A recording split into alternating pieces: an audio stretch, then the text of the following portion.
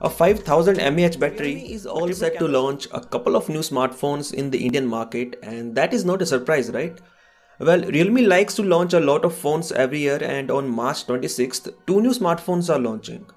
Now this time, these two phones are launching under a new smartphone series from Realme named Narzo. Now while the smartphone series is new, the smartphones are not. The two smartphones that are launching are named Realme Narzo 10 and Realme Narzo 10A, but they are just the rebranded Realme 6i and the Realme C3 with triple cameras. Now it is pretty obvious why Realme decided to launch these two phones in India under a new smartphone series.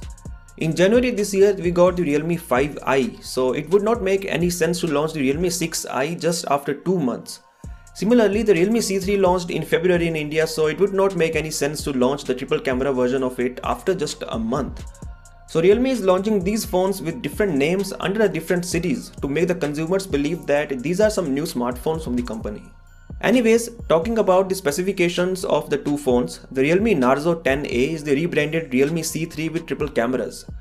The specifications of it include a MediaTek Helio G70 SoC, a 6.5-inch HD Plus display with a water drop notch, a 5000 mAh battery, a triple camera setup on the rear that includes a primary 12 megapixel camera, a secondary 2 megapixel macro camera and a third 2 megapixel depth sensor, a rear facing fingerprint scanner and a 5 megapixel selfie camera. The Realme Narzo 10 is the rebranded Realme 6i, so the specifications include a 6.5-inch display, the MediaTek Helio G80 SoC, a 5000 mAh battery with 18-watt fast charging, USB Type-C port, a 16 megapixel selfie camera and a quad camera setup that includes a primary 48 megapixel camera, a secondary 8 megapixel ultra wide angle camera, a third 2 megapixel macro camera and a fourth 2 megapixel depth sensor.